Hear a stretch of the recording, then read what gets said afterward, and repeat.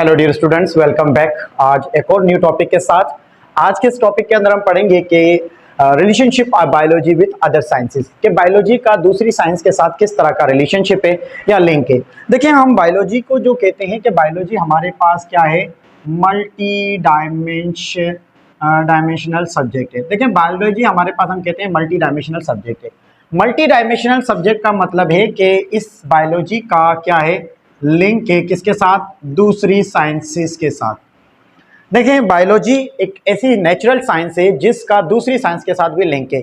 इसी वजह से बायोलॉजी को कहा जाता है it is a multi dimensional subject because it's link with the other sciences. For example, biology link with physics, biology का फिजिक्स के साथ भी लिंक है, केमिस्ट्री के साथ भी उसका रिलेशनशिप है और मैथमेटिक्स के साथ भी उसका रिलेशनशिप है। इसके अलावा दूसरी ऐसी बहुत सारी साइंस है, केमिस्ट्री है, ठीक है, ज्योग्राफी है, तो इन सब के साथ इसका लिंक है। इसी वजह से बायोलॉजी को कहा जाता है is a multi dimensional subject.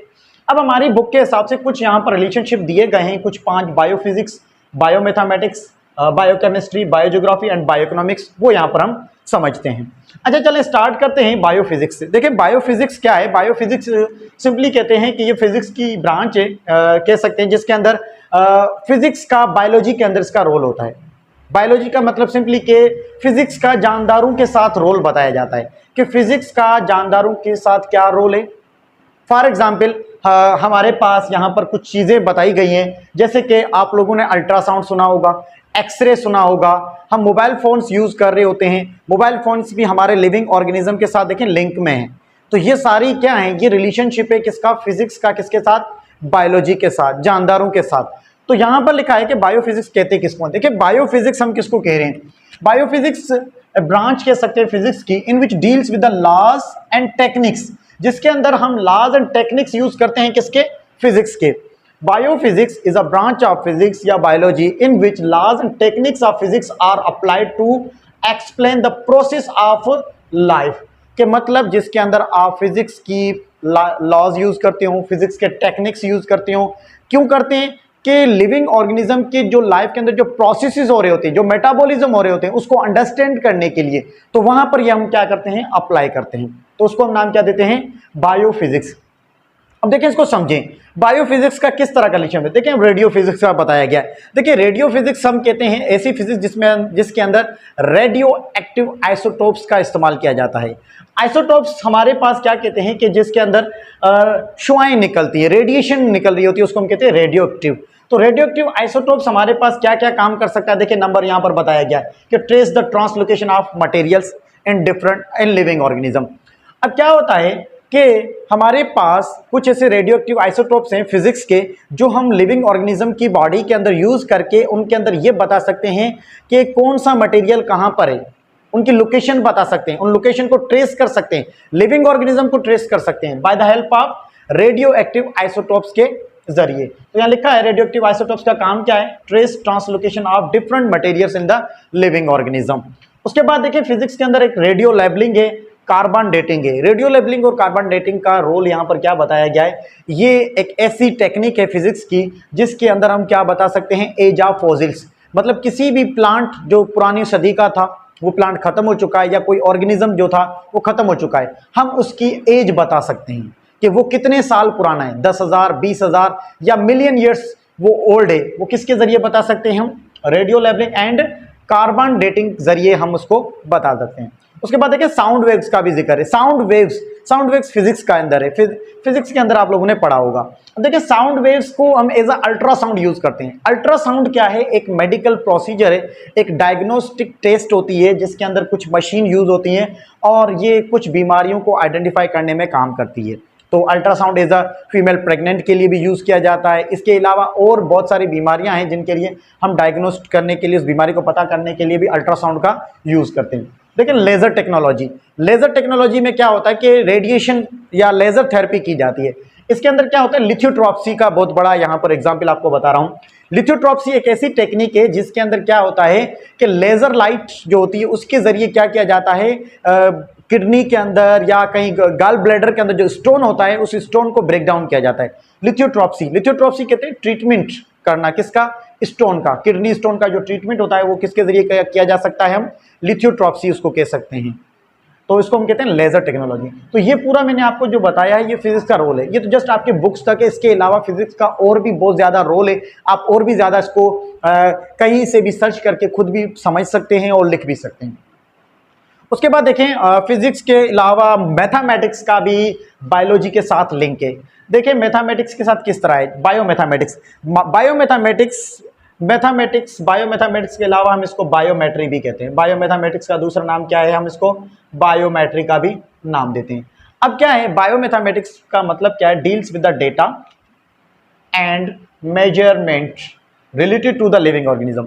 Mathematics के अंदर हम क्या पढ़ते हैं, सिंपल कैलकुलेशन पढ़ते हैं, डिवीजन पढ़ते हैं, मल्टीप्लिकेशन पढ़ रहे होते हैं, उसके अंदर डेटा निकालते हैं और मेजरमेंट करते हैं चीज़ों की। वही डेटा, वही मेजरमेंट, वही कैलकुलेशन हम लिविंग ऑर्गेनिज्म के ऊपर अप्लाई करते हैं, तो उसको हम कहते हैं बायोमैथमेटिक्स। फॉर एग्जाम्पल कोई एरिया है, किसी एरिया के अंदर आपको एनिमल्स काउंट करने, कितने काउंट करने कि इस एरिया की पॉपुलेशन कितनी है, वहाँ पर कितने एनिमल्स हैं, उन एनिमल्स जो रहते हैं वो कितने एरिया के अंदर रह रहे हैं, तो ये वहाँ पर मैथमेटिक्स का यूज आ जाता है। अब ड्रग कैलकुलेशन की बात कर लें, dose calculation, bio living organism को आप मेडिसिन देते हैं, जैसे हम इंसान है मेडिसिन लेते हैं, तो वहाँ पर भी आपने सिरप हो गया, टेबलेट होगा 125 mg। अब देखिए 125 mg ये कैलकुलेशन है, ये कहाँ से आती है, मैथमेटिक्स का रोल है कि मतलब कैलकुलेशन हो गई, डेटा हो गई, मेजरमेंट हो गई, ये हम क्या यूज़ करते हैं मैथमेटिक्स के अंदर, बायोलॉजी के अंदर इसका रूल यूज करवाते हैं, तो उसको हम कहते हैं बायोमैथमेटिक्स या बायोमेट्री। तो सिंपली कहते हैं कि branch of mathematics deals with the living organism, कि मैथमेटिक्स का जानदारों के साथ रोल बताया जाता है, उसके रोल पढ़ा जाता है कि इसके मैथमेटिक्स का जानदारों के साथ किस तरह का लिंक है, तो वो किस में पढ़ते हैं हम, बायोमैथमेटिक्स या बायोमेट्री में। उसके बाद है बायोकेमिस्ट्री। देखिए बायोकेमिस्ट्री भी हमारे पास दो वर्ड है, एक बायो है, दूसरा है केमिस्ट्री। देखिए केमिस्ट्री का मतलब यहाँ पर केमिकल्स का जिक्र होगा। बायोकेमिस्ट्री के अंदर हम क्या पढ़ते हैं, यहाँ पर हम पढ़ते हैं डील्स विद बायोकेमिकल्स, हम बायोकेमिकल्स के बारे में पढ़ते हैं। देखिए बायोकेमिकल्स बहुत सारे हैं, H2O वाटर बायोकेमिकल्स है, उसके अलावा ग्लूकोज C6H12O6, वैसे बायोमोलिक्यूल्स भी हम कह सकते हैं, तो वाटर है, कार्बोहाइड्रेट्स हम कह सकते हैं, ग्लूकोज है, इसके अलावा हम ऑक्सीजन यूज करते हैं, कार्बन डाइऑक्साइड हम एक्सेल कर रहे होते हैं, ठीक है। ये सारे के सारे क्या हैं, ये सारे के सारे केमिकल्स हैं। अब ये केमिकल्स या और बहुत सारे बायोकेमिकल्स जो लिविंग बॉडी के अंदर यूज होते हो या उनकी बॉडी के अंदर इस्तेमाल होकर या उनकी बॉडी के लिए काम करते हो या उनकी बॉडी के लिए इंपॉर्टेंट हो, तो उनको हम नाम देते हैं बायोकेमिकल्स, और उन्हीं की स्टडी को हम क्या कहते हैं, बायोकेमिस्ट्री का नाम देते हैं। ये बायोकेमिकल्स जो हैं carbon, hydrogen, oxygen, carbohydrate, glucose जो कह रहे हैं, वाटर कह रहे हैं, ये लिविंग बॉडी के लिए बहुत ज़्यादा इंपॉर्टेंट होते हैं। अब ये बॉडी के अंदर सेल को बनावट के हिसाब से ज़रूरत होती है, बॉडी की भी ज़रूरत होती है, तो इसको हम कहते हैं deals with the biochemicals which require for the cell or living organism. जानदारों को या जानदारों के बॉडी के अंदर जो सेल होते हैं उनको रिक्वायर्ड होते हैं ये बायोकेमिकल्स, तो उनकी स्टडी को हम क्या कहते हैं, बायोकेमिस्ट्री। तो बायोकेमिस्ट्री भी क्या है, ब्रांच है केमिस्ट्री की जिसका बायोलॉजी के साथ क्या है, लिंक है। तो ये रिलेशनशिप यहाँ पर बताया गया है। उसके बाद है बायोजियोग्राफी। देखिए जियोग्राफी हम कहते हैं अर्थ के रीजन्स को। अब डिफरेंट रीजन्स हैं अर्थ के, आप जाएंगे कहीं ऐसी जगह जाएंगे जहाँ डिजर्ट एरिया होगा, मतलब जहाँ पर बिल्कुल वाटर की शॉर्टेज होगी, कुछ ऐसे एरिया हैं जहाँ पर बर्फबारी होगी, कुछ ऐसे एरिया हैं जहाँ पर पानी ज़्यादा है, कुछ ऐसे एरिया हैं जहाँ पर फॉरेस्ट है। अब देखिए ये डिफरेंट रीजन्स हैं अर्थ के, तो इनको हम कहते हैं जियोग्राफी। अब इन रीजन्स के अंदर आपको डिफरेंट किस्म के, डिफरेंट टाइप्स के आपको वहाँ पर लिविंग ऑर्गेनिज्म मिलेंगे, तो उन जानदारों की स्टडी को का क्या कहा जाता है, बायोजियोग्राफी कहा जाता है। बायोजियोग्राफी का मतलब है कि जो डिफरेंट किस्म के जानदार आपको डिफरेंट जियोग्राफिकल रीजन्स के अंदर मिलेंगे, उनकी स्टडी को आप क्या कहेंगे, बायोजियोग्राफी का नाम देंगे। तो बायोजियोग्राफी का हम सिंपली यहाँ पर डेफिनेशन लिखी हुई किसको कहते हैं, it deals with the organisms, जानदारों से डील्स करते हैं, which is found in the different regions of the world. दुनिया के डिफरेंट एरिया के अंदर, डिफरेंट रीजन्स के अंदर जो जानदार मिलते हैं, उनकी स्टडी को या उनसे जो डील करते हैं हम, उनको हम क्या कहते हैं, बायोजियोग्राफी। तो बायोजियोग्राफी भी क्या है, साइंस, एक साइंस है जो बायोलॉजी के साथ क्या करती है, लिंक करती है। उसके बाद लास्ट बायो इकोनॉमिक्स। देखिए इकोनॉमिक्स क्या है, वर्ड इकोनॉमिक्स का मतलब क्या है। देखिए इकोनॉमिक्स हम किसको कहते हैं, हम वर्ड इकोनॉमिक्स कहते हैं हमारी इकोनॉमी के हिसाब से रिलेटेड है।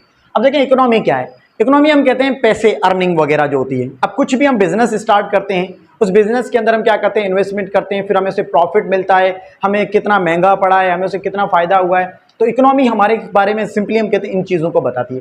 अब बायो इकोनॉमिक्स क्या है? देखिए बायो इकोनॉमिक्स के अंदर हम कहते हैं कुछ ऐसे लिविंग ऑर्गेनिज्म जिनको हम यूज़ करके या जिनको हम घर के अंदर पाल कर या जिनके ऊपर हम कुछ काम करके उससे हम अर्निंग कर सकते हो, पैसे कमा सकते हो, उसके हमें प्रॉफिट मिलता हो।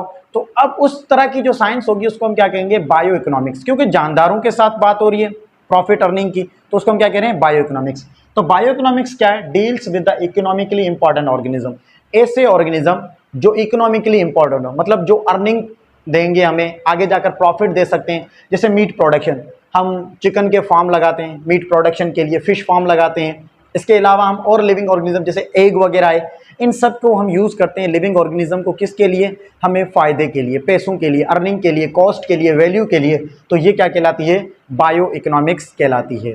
ठीक है, तो इस आज के इस लेक्चर के अंदर हमने पढ़ लिया है रिलेशनशिप अबाउट बायोलॉजी, मतलब कि बायोलॉजी का दूसरी साइंस के साथ किस तरह का लिंक है।